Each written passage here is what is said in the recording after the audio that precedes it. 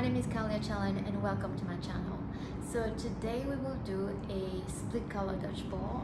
It will be a black and white base. This is something that I've been wanting to try for a while now and hope that it will turn out great.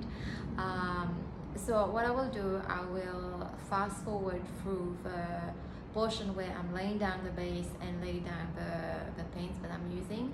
Don't worry, I will list out the paints in the order that I'm putting it down on your left screen, and you'll be able to take a screenshot of that if you want to replicate this piece. And then we will go real time with blowing and the altering part of the painting. So let's hope it turns out. I hope you enjoy this video. If you like it, please do a like and subscribe and hit the notification bell so you can see our updates.